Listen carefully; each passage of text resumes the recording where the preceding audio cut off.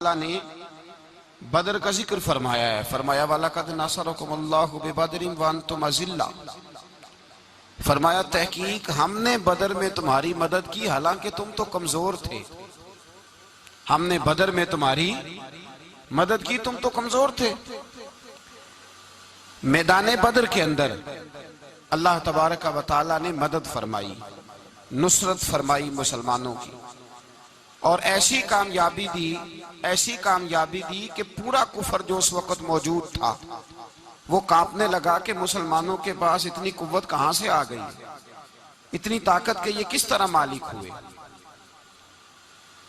بغور سمجھیے گا بات کو، ذرا تھوڑا سا پس منظر سمجھ لیں. 15 سال تک اعلان نبوت کے بعد نبی پاک صلی اللہ علیہ وسلم نے کسی جنگ کی، کسی لڑائی کی اجازت نہیں دی، کسی قسم کی منع فرمایا، بلکہ فرمایا لکم دینکم ولی دین، تمہارا اپنا دین ہے ہمارا اپنا دین ہے.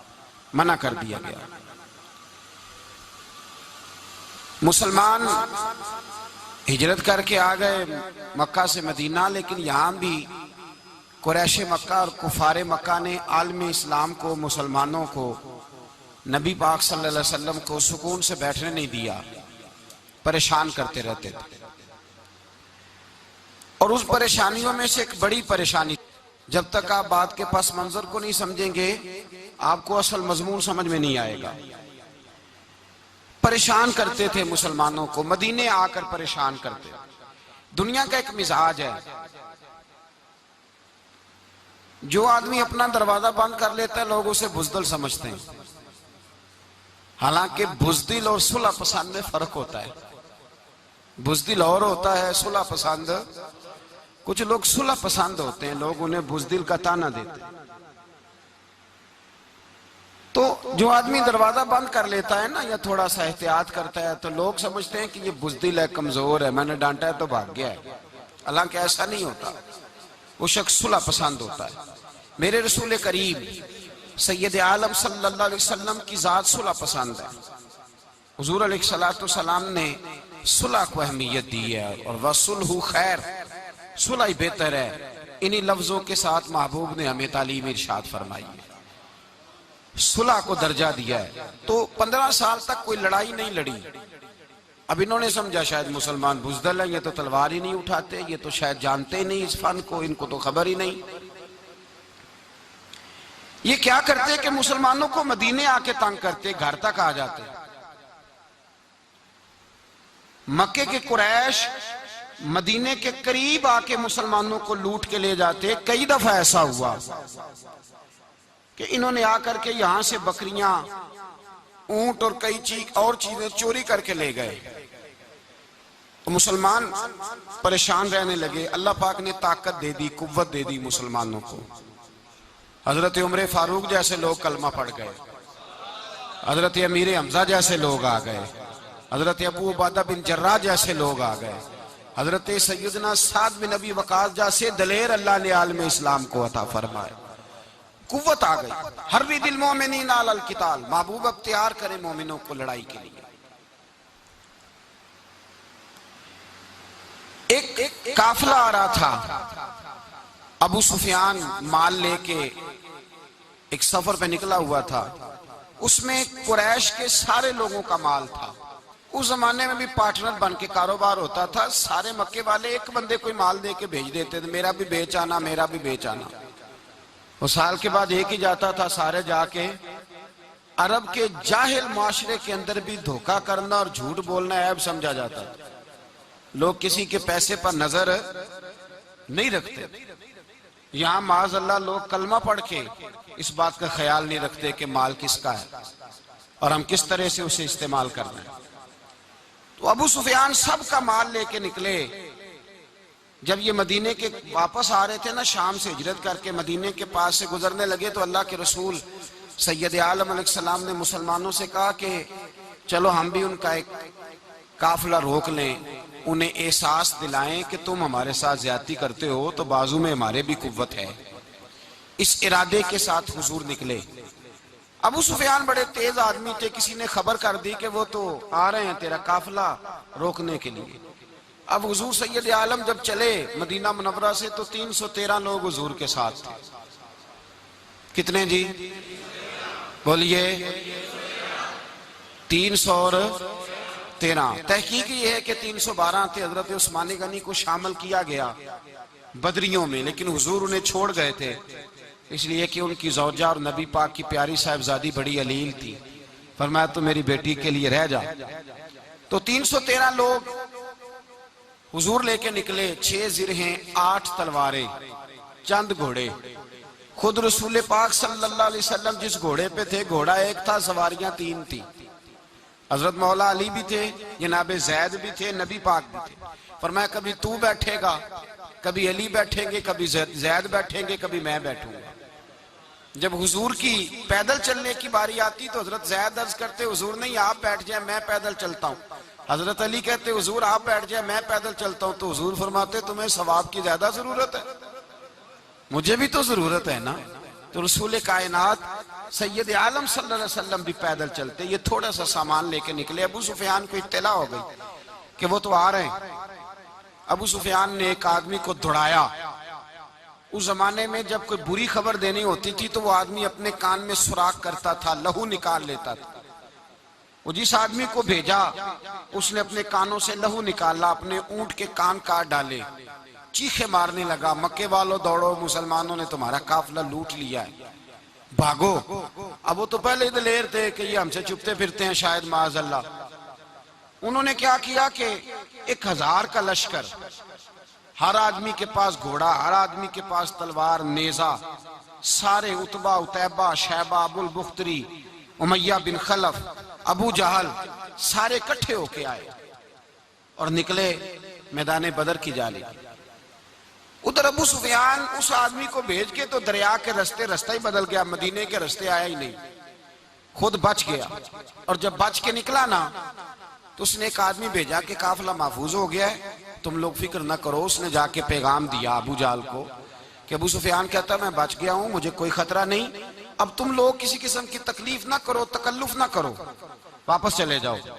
ابو جہل کہنے لگا نہیں اب تو ہم واپس نہیں جائیں گے، اب تو ہم ان کا کچھ کر کے ہی جائیں گے. سمجھ آ رہی ہے میری باتوں؟ پس منظر سمجھ میں آ رہا ہے. اب نہیں واپس جانا، نکلے ہیں تو کچھ کریں گے. اب جب میدان کے اندر آنے کے لیے تیاری ہو رہی ہے، ادھر سے پتہ چل گیا، نبی پاک صلی اللہ علیہ وسلم کو اطلاع ہوئی کہ ابو سفیان تو اپنا لشکر بچا کے، قافلہ بچا کے لے گئے ہیں، لیکن قریش بضد ہیں آنے کے لیے. نبی پاک صلی اللہ علیہ وسلم نے ایک جگہ پہ تمام مسلمانوں کو جمع کیا. یہ بات قابل غور ہے. حضور نے فرمایا بھی 1000 کا لشکر اسلحے سے لیس ہو کے آ رہا ہے، تم 313 ہو، تمہارا ارادہ کیا ہے؟ نہ تمہارے پاس زرہیں ہیں، نہ تلواریں ہیں، نہ تمہارے پاس نیزہ ہے، نہ تیر ہے، کیا کرنا ہے؟ صحابہ کرام علیہم رضوان فرماتے ہیں جب نبی پاک صلی اللہ تعالی علیہ وسلم نے مشورہ لیا نا تو سب سے پہلے جو شخصیت اٹھی وہ حضرت ابوبکر صدیق کی ذات تھی. جناب صدیق اکبر اٹھے، عرض کرنے لگے محبوبہ بات ہی کوئی نہیں، آپ حکم کریں، ہم تو بڑی دیر سے تیار بیٹھے. حضرت عمر کہنے لگے حضور میں تو تھک گیا ہوں انتظار کر کر کے. اور شیر خدا مولا کائنات علی المرتضیٰ رضی اللہ تعالیٰ عنہ کہنے لگے محبوبہ زنگ لگ گیا میری تلوار کو، زنگ لگ گیا، کوئی موقع ملے دیواریں ہلتی رہتی ہیں اور در کانپ جاتا ہے. علی کا نام سن کے اب بھی خیبر کانپ جاتا ہے. فرمایا حضور زنگ لگ گیا، مہربانی کریں جلدی کریں، ہم تو تیار بیٹھے. حضور نے پھر توجہ کی، نبی پاک صلی اللہ تعالی علیہ وسلم نے پھر توجہ کی. تو یہ تو سارے وہ بول رہے ہیں جو میرے ساتھ مکے سے آئے ہوئے ہیں، مدینے والے بھی تو بولے نا. تو مدینے والوں میں سے حضرت مقداد اٹھے، حضرت مقداد رضی اللہ تعالیٰ عنہ، اور اٹھ کے عرض کرنے لگے یا رسول اللہ آپ کا اشارہ ہماری جانب ہے؟ حضور نے فرمایا ہاں تمہاری جانب ہے. تو کیا خوبصورت جواب ہے، اور کیا انداز تکلم ہے، اور کیا گفتگو بے حسن ہے، اور کیا پس منظر ہے، اور کیا دلیل ہے، اور کیا تاریخ کا مطالعہ ہے. حضرت مقداد کہنے لگے یا رسول اللہ ہم کوئی حضرت موسیٰ علیہ السلام کی قوم نہیں کہ آپ سے کہیں گے آپ لڑے یا آپ کا خدا لڑے. یا رسول اللہ ہم خشکیوں میں بھی لڑیں گے، دریاؤں میں بھی لڑیں گے، ہم خشکیوں دشت تو دشت ہیں، صحرا بھی نہ چھوڑے ہم نے، اور بحر ظلمات میں دوڑا دیے گھوڑے ہم نے۔ کہا حضور ہم وہ نہیں ہیں کہ جو آپ سے کہیں گے آپ لڑیں اور آپ کا خدا لڑے، ہم تو تیار ہیں، آپ جلدی کریں۔ پھر حضرت سعد اٹھے، سعد بن عبادہ رضی اللہ تعالیٰ عنہ اٹھے اور کیا خوبصورت عرض کیا، کہا یا رسول اللہ کس سے لڑنا ہے؟ حضور بولیے ذرا یا رسول اللہ۔ حضور نے فرمایا قریش مکہ سے۔ تو صحابی کا وجد دیکھیے گا، انداز دیکھیے گا، کہنے لگے حضور سنا ہے جن نظر نہیں آتے، دیو نظر نہیں آتے، سنا ہے دکھائی نہیں دیتے، محبوبہ آپ حکم کرے میں تو جنوں سے بھی لڑنے کے لیے تیار ہوں، میں تو ان دیکھی جگہوں پہ تلواریں چلا جاؤں گا، نبی کا حکم ہو تو کود جائیں ہم سمندر میں، جہاں کو محو کر دے نعرہ اللہ اکبر میں۔ یا رسول اللہ حکم کریں کس سے لڑنا ہے؟ میرے نبی پاک خوش ہو گئے، حضور خوش ہوئے، چہرے پہ مسکراہٹ دوڑی، فرمایا تم پر کوئی غلبہ پا ہی نہیں سکتا۔ فرمایا چلو اب اٹھو چلیں، نہ تلواریں ہیں نہ گھوڑے ہیں، نہ کوئی شے ہے، نہ پاس اسلحہ ہے، نہ کوئی بظاہر طاقت ہے۔ حضور اٹھے تو ایک ننھا مجاہد حضرت سعد بن ابی وقاص کے چھوٹے بھائی عمیر بن ابی وقاص، قد چھوٹا، حضور نے فرمایا سعد چلے عمیر رہ جائے، سعد چلے اور عمیر یہ چھوٹے ہیں۔ حضرت سعد کہتے ہیں میری عمر ابھی اس وقت تھوڑی تھی، میں 16-17 سال کا جوان تھا، تو بھائی اس سے بھی چھوٹے تھے، فرمایا تو رہ جا۔ اللہ اکبر۔ تو کہتے ہیں دیکھو عمر دیکھو، اور منانے کا انداز کیا ہے، جا رہے ہیں جہاد کے لیے، تو بچہ رو نہیں پڑتا گھر میں، حضرت عمیر رونے لگے، کہنے لگے نہیں نہیں میں نے بھی جانا ہے۔ رونا کہاں جانا ہے بھائی؟ کوئی کھیلنے جا رہے ہیں، کوئی کھیلنے جا رہے ہیں، سیر کو جا رہے ہیں، کوئی جو ہے وہ کسی تفریح کے لیے نکل رہے ہیں، نہیں میں نے بھی جانا ہے۔ حضور نے فرمایا بیٹے تلواروں کی چھاؤں میں جا رہے ہیں، وہاں گرجدار آوازیں ہوں گی، وہاں سینے کٹیں گے، گردنوں پہ ضرب لگے گی۔ تو حضرت عمیر بن ابی وقاص نے نا اپنی ایڑیاں اٹھا لی، پنجوں کے بل کھڑے ہو گئے، کہنے لگے سونیا میں گردن کٹانے کو تیار ہوں۔ تو حضور نے فرمایا تیرا بڑا بھائی چلا جو ہے۔ حضرت عمیر کہنے لگے حضور قد میں بڑا ہے، طاقت میں نہیں بڑا، قد میں بڑا ہے طاقت میں، کہا یہ قد میں بڑا ہے، جسامت میں بڑا ہے، طاقت میں نہیں بڑا۔ حضور نے فرمایا کیسے پتا چلے گا؟ کہا حضور کشتی کرا لیں، کشتی کرا لیں، چشم فلک نے عجیب نظارے دیکھے، محبوبہ کشتی کرا لیں۔ حضور نے فرمایا کرو کشتی، کرا لیتے ہیں، کرو کشتی۔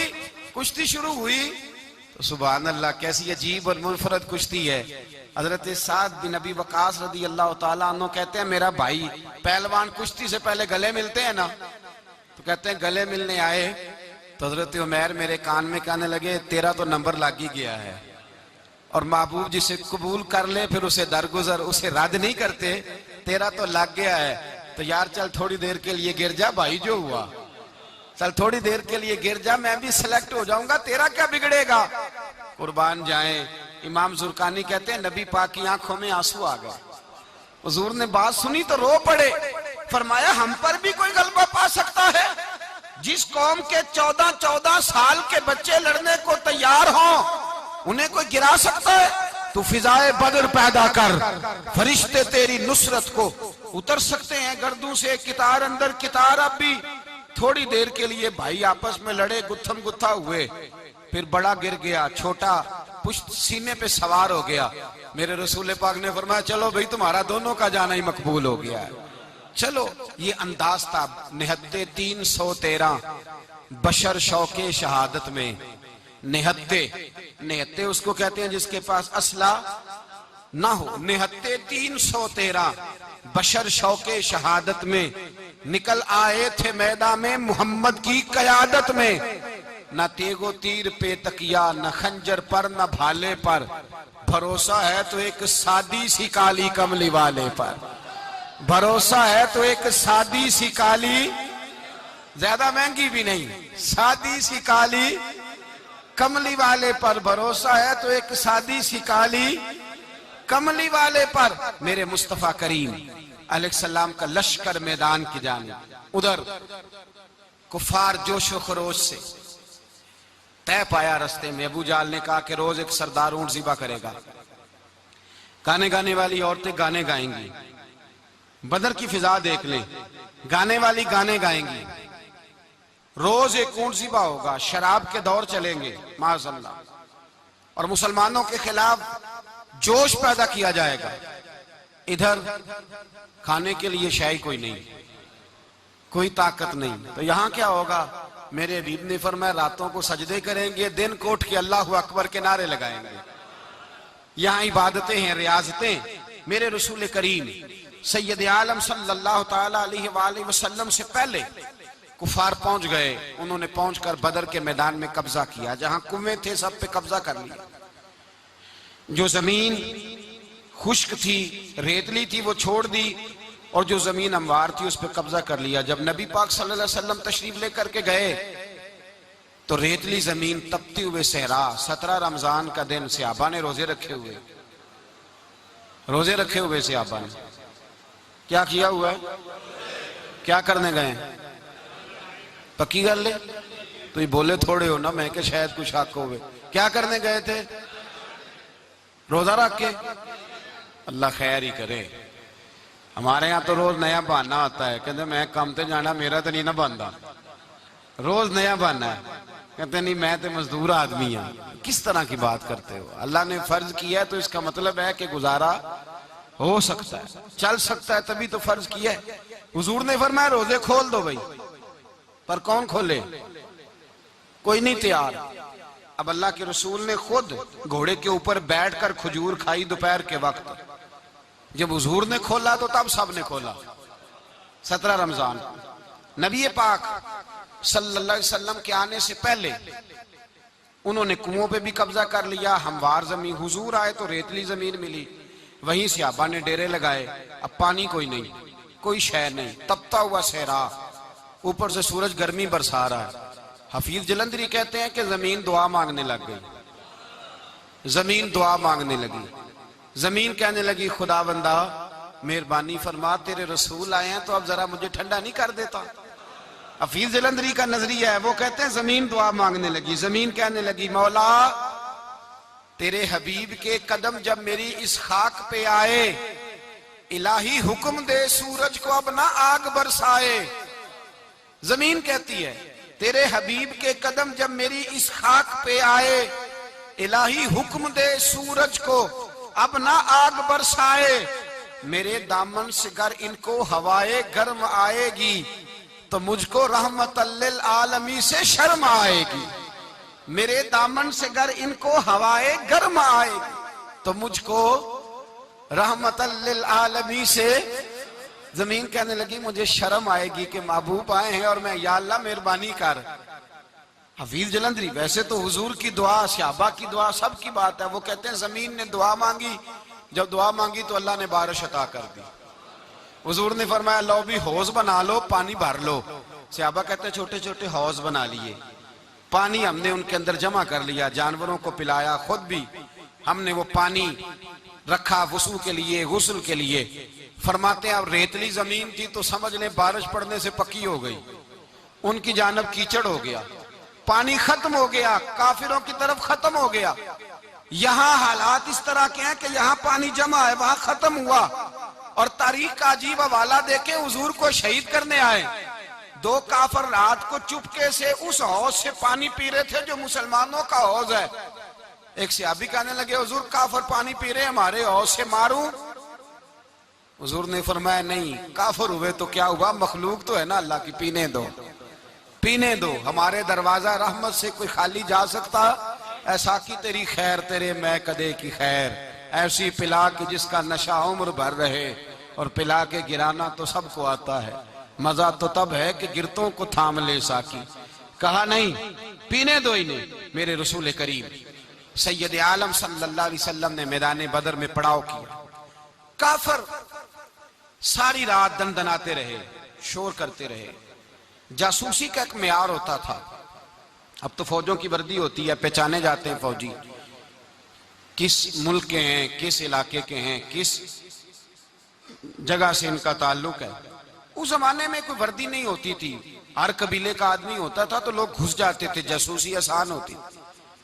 آئے رات کا وقت ہے تو کچھ جاسوس بھیجے ابو جہل نے، کہا پتہ کر کے آؤ بندے کتنے، اسلحہ کتنا ہے، جوان کتنے، بوڑھے کتنے، ان کا انداز کیا ہے، سارا معلومات کر کے آؤ۔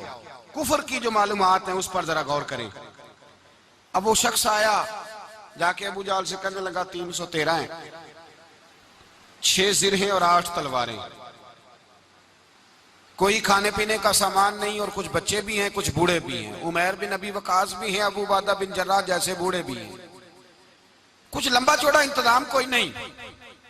ابو جہل بڑا کھل کھلا کے ہنسا، جاسوس واپس آئے نا تو کھل کھلا کے ہنسا، کہنے لگا اس طرح کرو کہ جنگ کرنے کی ضرورت نہیں، انہیں نا صبح سب کو گھوڑوں کی پشتوں پہ باندھ کے نا تو لے چلتے ہیں مکے، وہاں جا کے دیکھیں گے ان کا کیا کرنا ہے، ان کو باندھ لو گھوڑوں کی اونٹوں کی پشتوں پر تو وہاں جا کے دیکھیں گے۔ جب یہ بات کی تو جاسوس کہنے لگا ٹھہر جا، پوری بات تو سن لے، میری پوری سن تو لے، تبصرہ تو نے شروع کر دیا ہے۔ اس نے کہا چل سنا پوری۔ اس نے کہا ہے 313 پر سارے سر پہ کفن باندھ کے آئے ہوئے ہیں 313 پر بچے سے لے کر بوڑھے تک، میں جس کو پاس بھی گیا ہوں وہ مصلی پہ بیٹھا ہے اور شہادت کی دعا مانگ رہا ہے۔ مصلی پہ شہادت ہے، مطلوب مقصود مومن، نہ مال غنیمت نہ کشور کشائی، ہیں تھوڑے پر آئے مرنے ہیں، جان دینے آئے ہیں، واپس جانے کا ارادہ کوئی نہیں کسی کا بھی، آئے سارے حضور کے نام پر قربان ہونے۔ ابو جہل ساری رات شراب پیتا رہا، مغویہ گانے گانے والی عورتیں ساری رات گانے گاتی رہیں، اور ادھر انداز بڑا نرالا ہے۔ حضرت ابو بکر صدیق رضی اللہ تعالیٰ عنہ فرماتے ہیں کہ صحابہ نے مشورہ کیا کہ نبی پاک صلی اللہ تعالیٰ علیہ وسلم کی طرف سب سے پہلے توجہ کریں گے کافر، حضور کے لیے کسی محفوظ جگہ کا بندوبست کیا جائے، ایک چھپر، ایک عریش، ایک جھونپڑی پہاڑ کے اوپر بنا دی گئی حضور کے لیے۔ مولا علی شیر خدا خود فرماتے ہیں، کہتے ہیں سب سے مشکل کام اس جھونپڑی کی حفاظت کرنا تھا، اس چھپر کی، عریش کی جس میں حضور تھے۔ جب نبی پاک نے فرمایا نا میرا پہرا کون دے گا، تو کہتے ہیں ابو بکر صدیق تلوار لے کے کھڑے ہو گئے، کہنے لگے سونیا ضرورت ہی کوئی نہیں، میں جو حاضر ہوں۔ تو حضرت علی فرمایا کرتے تھے بتاؤ جو فرعون کے سامنے کھڑے ہوئے وہ زیادہ دلیر تھے یا ابو جہل کے سامنے جو کھڑے ہوئے دلیر ہیں؟ تو حضرت ابو بکر صدیق فرماتے میں پہرے پہ تھا، کافر شرابیں پی رہے تھے اور نبی پاک ساری رات عبادت کرتے رہے، ساری رات حضور نے رو کے گزار دی۔ کہا اے اللہ، کیا لفظوں میں حسن ہے کہ اے اللہ میرے پاس یہ 313 کل تھے، میں لے کے آ گیا ہوں، اگر آج یہ ختم ہو گئے تو بتا قیامت تک کون تیری عبادت کرے گا؟ اے اللہ یہ 313 ہی تھے جو میں لے آیا، مہربانی فرما۔ ساری رات دعا ہوتی رہی، ساری رات حضور دعا کرتے رہے۔ پہلے حکم آیا کہ 1000 فرشتہ بھیجا ہے، پھر اے محبوب چل 3000 بھیجے، پھر اللہ نے کہا محبوب میں نے 5000 بھیجے ہیں۔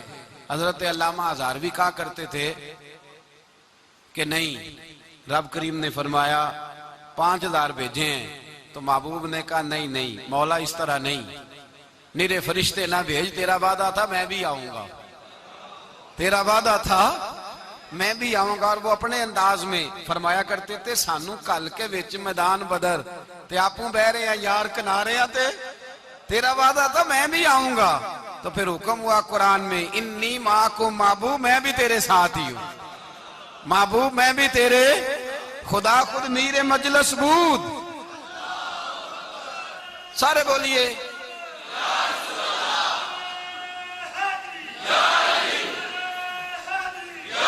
بھئی آج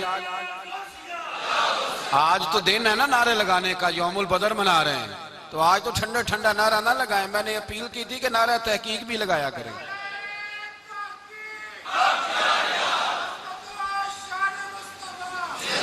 تو بھائی یہ یاد رکھیں، سمجھے اس بات۔